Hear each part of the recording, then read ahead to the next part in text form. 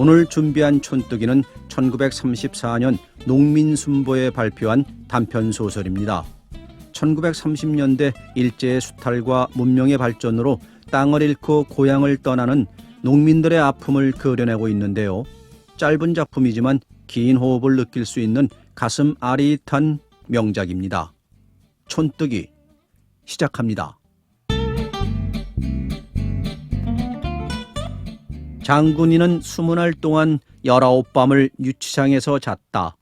밤마다 잠들기 전에 먹은 마음, 19번 먹은 마음이었만 경찰서 문 밖에 나서고 보니 그 결심은 꿈에 먹었던 마음처럼 어리둥절해지고 말았다.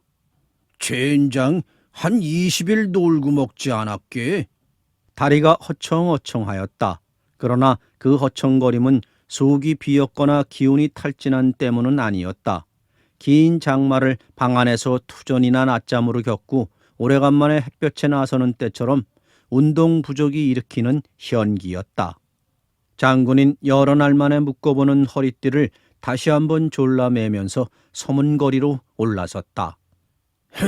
그새 멀고 다래가 들어와 한물 졌구나 하면서 면소 앞을 지나려니까 벌써 풀센 겹옷을 왈가닥거리면서 촌사람 서너시 둘러섰는 게 눈을 끌었다. 그리고 야, 이거 대냥이면 싹이야. 엄청나게 싸주니까. 그게 색감만 해도 어디라고. 하는 소리에 장군인 발을 멈추고 건너다 보다가 무엇들을 그러나 하는 생각과 또 혹시 자기네 이웃 사람들이나 아닌가 하여 그리로 가보았다. 촌사람들은 모두 낯선 사람들이었다. 그리고 그들이 둘러서서 하나씩 손에 들고 손톱으로 긁어도 보고 손가락으로 퉁기어 소리도 내보는 것은 모두 부엌대가 묻은 주발, 대접, 국자 같은 놋그릇들이었다. 면소의 사환인 듯한 아이는 그걸 살려거든 얼른 사고. 돈이 없거든 물러서요. 딴 사람이나 사게. 하고 퉁을 준다. 장군인 얼른 보아 전에도 두어 번 구경한 적이 있지만 면소에서 내어놓은 경매 물건인 것을 짐작하였다. 사시려고 그러시오? 장군인 면소 사환의 퉁에도 물러서지 않고 주발을 그저 손에 받들고 들여다보는 갓쟁이에게 물었다. 글쎄 싸다니 한 벌 사볼까 하오만 하고 갓쟁인 장군일 힐끗힐끗 본다. 사려거든 유기전에가 새 걸 사슈. 새 걸 못 살 형편이거들랑 헌 것도 살 생각 마슈. 저 왜 그렇소? 새 건 3곱을 줘야 사지 않겠소? 글쎄 그 3곱 아냐 5곱을 주더라도 말이오. 형세에 붙이는 사람은 장만할 때뿐이지 저런 건 다 남의 물건 되기가 쉬운 거요. 언제 집달리가 나와 저렇게 집어다 놓는지 아오? 당신은 세납이 안 밀린 게로 그려? 하고 장군이가 이죽거리고 먼저 한 걸음 물러서니 그 갓쟁이도 하긴 너영 말도 얼써 하고 들었던 주발을 슬며시 놓고 돌아섰다. 장군인 자기의 말 한마디에 촌사람들이 흩어져 버리는 것이 몹시 통쾌스러웠다. 우쭐렁하여 서문거리를 나서서는 자기의 결심, 19밤 동안 유치장에서 먹은 결심을 생각해 보면서 신장로를 터벅터벅 걸었다. 그의 결심이란 다른 것이 아니라 살림을 떠엎고 말리란 것이었다.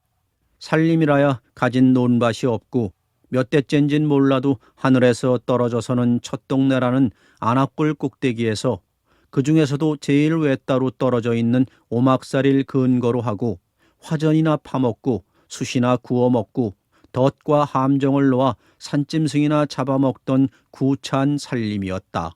그래도 자기 아버지 댁까지는 굶지는 않고 남에게 비럭질하지 않고 살아왔다. 그렇던 것이 언제 누구라 임자로 나서 팔아먹었는지 둘레가 100리도 더 될 큰 산을 삼정회사에서 샀노라고 나서 가지고는 부대를 파지 못한다. 숯을 허가 없이 굽지 못한다. 또 경찰서에서는 멧돼지 함정이나 여우돛은 물론이요 꽁창이나 옥로 같은 것도 허가 없이는 못 넣는다 하고 금하였다. 요즘 와서 안압골 동네는 산지기와 관청에서 이르는 대로만 지키자면 봄, 여름에는 산나물이나 뜯어먹고 가을엔 멀구다래나 하고 도토리나 주워다 먹고 겨울엔 곤충녀와 같이 땅속에 들어가 동면이나 할 수 있으면 상책이게 되었다. 그러나 큰 산속 안악골서 사는 사람들이라고 해서 이 장군인에 붙어도 갑자기 멧돼지나 노루와 같이 초식만은 할 수가 없고 나비나 살무사처럼 삼동 한철을 자고만 배길 수도 없었다. 배길 수가 없어서가 아니라 하고 싶어도 재주가 없어서였다. 그래서 안악골 사람들은 관청의 눈이 동뜬 때문인지 엄밀하게 따지려면 늘 범죄의 생활자들이었다. 안악골서 멧돼지와 노루의 함정을 파놓은 것이 이 장군이 한 사람만은 아니었다. 그날 하필 사냥을 나왔던 순사부장이 빠진다는 것이 알고 보니 여러 함정 중에 장군이가 파놓은 함정이었다. 그래서 장군이는 쩔름거리는 순사부장의 뒤를 따라 그의 묵직한 총을 메고 경찰서로 들어왔고 경찰서에 들어와선 처음엔 귀때기 깨나 맞았으나 다음 날부터는 저희 집 관솔불이나 상사발에 대어서는 너무나 문화적인 전기등 밑에서 알루미늄 벤또에다 쌀밥만 먹고 지내다가 20날 만에 집으로 나오는 길이었다. 그 광생이 아니야? 조지프로 친 섬에다 무언지 불룩하니 넣어지고 꾸벅꾸벅 땅만 보고 걸어오던 광생이가 이마를 찌푸리며 눈을 들었다. 아, 이거 저 오늘이야 나오나? 아이, 그래, 대겐 욕보지 않았어? 욕은커녕 선호장도막 놀고 먹고 나오네. 그건 뭔가? 야, 뜬수, 경칠놈의 거 경만 치지 않으면 그 속이 대래 편하지 이 짓을 해먹어. 그거 꽤 많이 만들었네 그려. 뜬솥은 허가 없이도 괜찮은지. 어이, 그럼 화리불 꺼서 만드는 걸 뭐. 어서 다녀나 오게. 우리 집인 그새 호랭이나 안 물어갔나 원. 징역을 간 줄 알고 걱정이시대. 빨리 올라가 보게. 장군인 광생이를 지나쳐놓고 속으로 정칠것 정말 호랑이에게나 물려갔으면 저도 좋고 나도 한시름 덜지 하면서 걸었다. 장군인 경찰서 문 앞을 나설 때와 달라 집이 가까워질수록 걸음이 무거웠다. 빌어먹을 먹을 게 넉넉치 않거든 예편내나 마음에 들든지. 혼자 쏘릴 가래침과 함께 길바닥에 뱉어버리면서 장군이는 이제 만났던 광생이의 아내 생각을 했다. 나이도 자기 처보단 7이나 젊고 얼굴이 토실토실한 것이 장날 읍에 가보아도 그런 인물은 쉽지 않았다. 처음에 자기가 장가를 들 때는 광생이는 자기보다 나이도 위면서 장가들 가망이 없어 동네 늙은이들이 광생인 언제나 말을 타보노? 하는 소리가 듣기 싫어 그늘로만 피해 다니던 그였는데 작년 가을부턴 인물 좋고 나이 어린 색시를 얻었노라고 신이 나서 된데 안 된데 말참례를 하고 나서는 꼴이 다 보기 싫었다. 어쩌다 우물에서 자기 처와 광생이 처가 마주 섰는 것을 볼 양이면 광생이 처는 날아갈 듯한 주인 아식감이요 자기 처는 그에게 짓밟힐 한임짜리밖에 안 돼 보이었다. 그럴 때마다 장군이는 며칠씩 아내와 말이 없었고 공연한 일에도 트집만 잡으려 들었다. 아무튼 광생이 처가 안악골 동네에 들어온 뒤론 장군이 내웬 점점 새가 버그러졌다. 그런데다 살림은 갈수록 꼬였다. 내 이 정칠놈의 방아 같으니 안 되는 놈은 자빠져도 코가 깨진다나. 철둑을 넘어서 안악골 올라가는 길섭에 들면 되담한 방앗간이 하나 있다. 돌각담으로 담만 둘러싸고 확도 아직 만들지 않았고 풍채도 없다.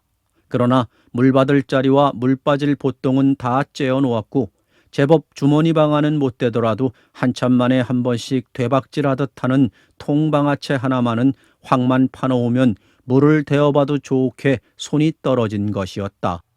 장군인 가을에 들어 이것으로 쌀때나 얻어먹어볼까 하고 여름 내 보똥을 낸다 돌각담을 쌓는다.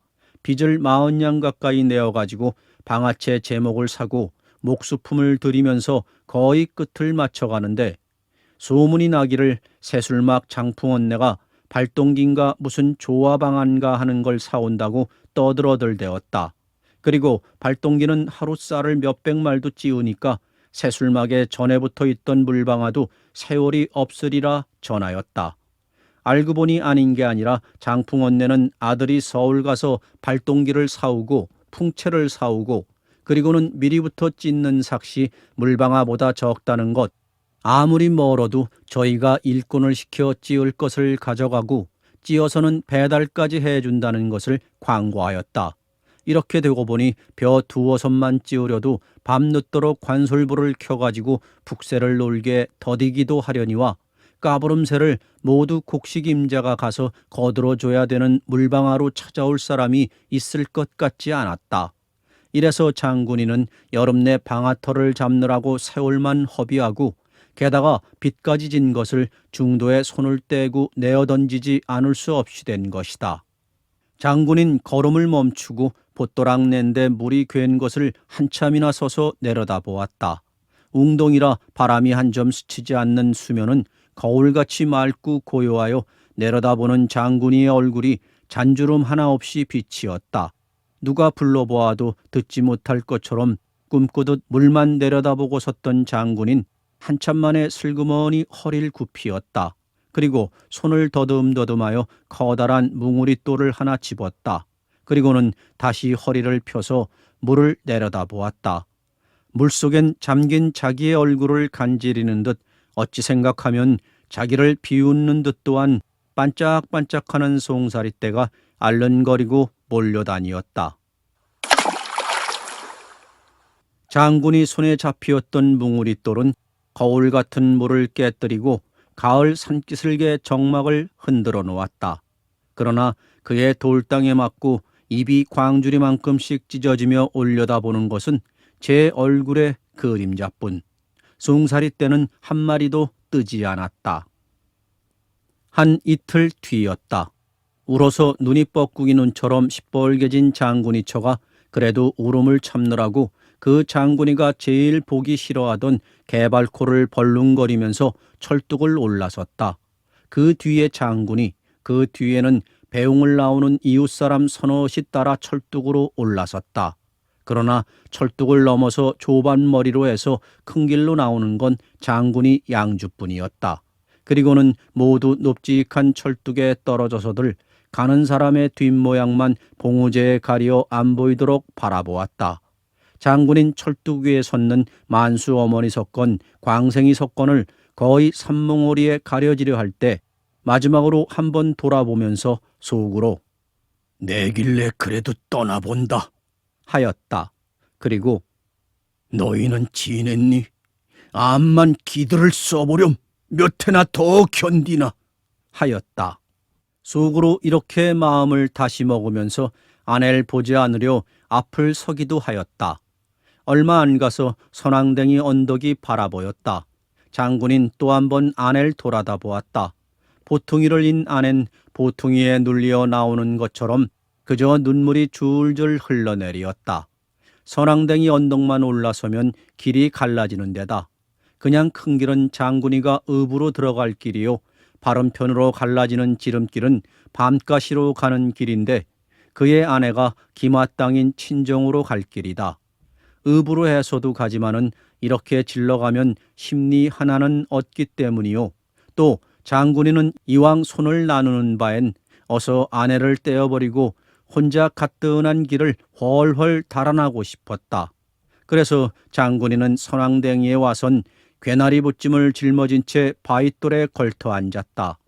아내도 지척지척 따라와 보퉁이를 내려놓았다. 그리고 코를 풀더니 안압굴 쪽을 돌아다 보았다. 장군인 곰방대에 담배를 붙여 물면서 곁눈으로 힐끔 아내를 보고 가서 아무 소리 말고 한 이태 견뎌. 친정도 내 집이더랬지 남의 집인가? 농사미천이나 벌어 가지면 내 어련히 찾아 안 가리. 하고 담배를 뻑뻑 빨았다. 아낸 아무 대답은 없고 왈가닥거리는 치맛자락을 뒤집어 눈만 닦았다. 사방은 고요하였다. 담배 한 대가 다 타노라니까 벌에서 벼를 베어 싣고 나오는 소바리가 하나 지나갔고, 그리고는 까마귀가 어디선지 날아와 선앙당 가래나무 썩정기에 앉더니 깍깍 짖었다. 장군인 침을 베었고 곰방대통을 털었다. 어서 가. 그 밤가시 앞으로 질러서 그까지 탄 이태 잠깐이지. 안악굴 구석에서 굶주리는 데다 댈까? 아낸 좀처럼 먼저 일어나지 않았다. 까마귀가 또 깍깍 짖었다. 장군인 일어나 돌팔매를 쳐 까마귀를 날리었다. 그리고 다시 앉아서 난 읍길로 들어갈 테야. 어서 먼저 일어나. 심리도 못 걸어서 열나절씩 쉬기만 할까? 아낸 그냥 앉아서 쿨쩍거리기만 하였다. 장군인 지난밤 집에서 하듯 또 소리를 버럭 질렀다. 되지 못하기 싫이? 누군 하고 싶어 하는 노릇으로 안 하배? 장군이 쳐는 눈을 슴뻑거리며 일어서고 말았다. 보퉁이를 다시 집어이고 입을 비죽거리며 돌아섰다. 한참 가다 두어 번 돌아보았으나 장군인 마주보지 않는 채하려 눈으론 보면서도 얼굴은 다른 데로 돌리었다. 그리고 장군이도 아내의 그림자가 언덕 너머로 사라지고 말 적에는 눈물이 펑 쏟아지면서 코골이가 시큰거리었다. 그리고 목줄대기에선 울음을 참느라고 찌르륵하는 소리까지 났다. 그는 손등으로 눈을 닫고 다시 곰방대를 꺼내 물었다. 희연한 데를 서너모금에 다 태워버리고 저도 한번 안악굴적 큰 산을 바라보며 일어났다. 휑하니 선앙댕이 언덕을 올라섰다. 벌에는 군데군데 사람들이 있었다. 그러나 장군이 눈에 제일 먼저 뜨이는 것은 이제 겨우 큰 길에서 떨어져 방중머리를 돌아가고 있는 아내의 그림자였다. 장군인 발을 멈추고 멍하니 서서 바라보았다.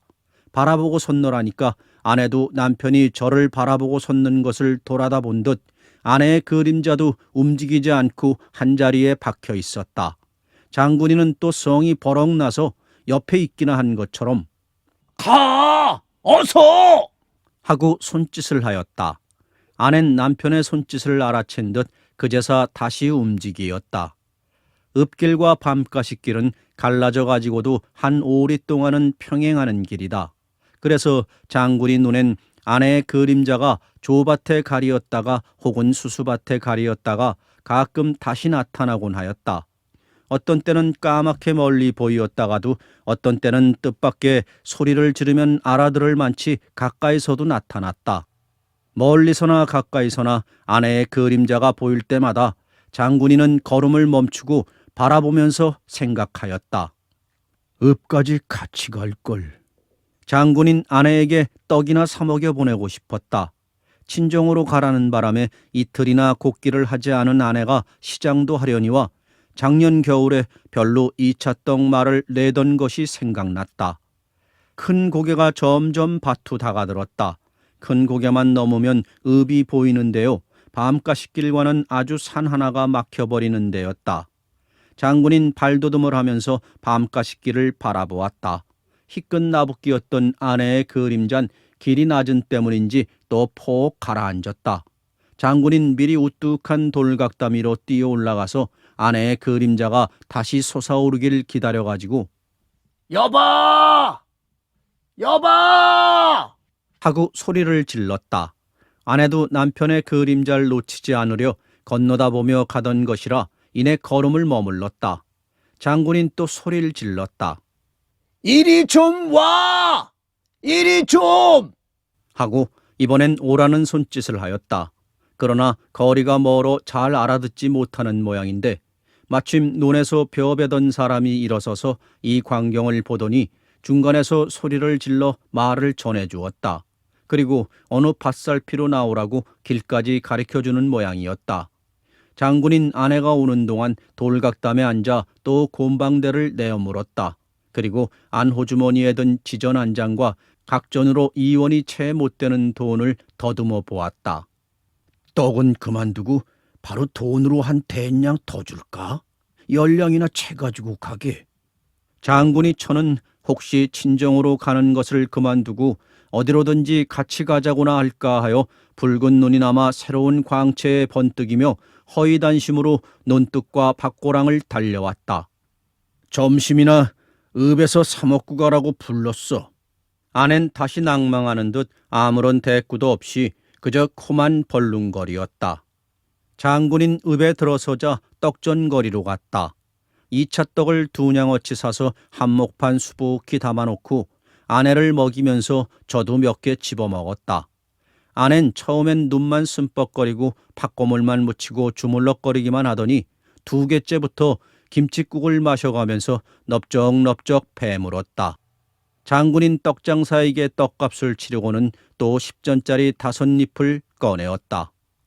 이거 받아. 10냥이나 채 가지고 가. 아낸 받지 않았다. 장군인 자꾸 손을 내어미는데 아낸 받지 않고 돌아섰다. 장군인 또 소리를 꽥 질렀다. 받아! 아낸 할 수 없이 받아서 또 치마끈에 옥초매었다. 이 길로만 삼은 내려가. 그럼 큰 길이 되니. 큰 길로만 자꾸 가면 알지 뭐. 아낸 눈물에 흐린 눈으로 남편을 돌아보느라고 몇 번이나 남과 부딪히면서 아랫장거리로 타박타박 내려갔다. 장군인 멍청하니 큰 길 가운데 서서 아내의 뒷모양만 바라보았다. 아내의 그림자가 거의 2층집 모퉁이로 사라지려 할 때였다. 무엇인지 갑자기 허리가 다 시끈하도록 볼기짝개를 들이받았다. 쓰러질 뻔하면서 두어 걸음 물러나 얼굴을 돌리니 얼굴엔 대뜸 불이 번쩍하는 따귀가 올라왔다. 그리고 뺨을 때린 손길과 같이 날카로운 소리가 났다. 이 자식아! 왜 큰 길을 딱 막아서서 종을 울려도 안 비켜나? 이런 촌뜨기 녀석 같으니? 무슨 관청의 급사인 듯 양복쟁이이나 노상 어린애였다. 그는 자전차 앞바퀴를 들고 한번 굴려보더니 장군이가 탄할 사이도 없이 남실 자전차 위에 올라앉아 달아났다. 장군인 멀거니 한 옆으로 나서서 눈으로만 그 뒤를 쫓아보는 수밖에 없었다. 내리막길이라 자전차는 번개같이 달아났거니와 걸어간 아내의 그림자도 벌써 사라진 지는 오래였다.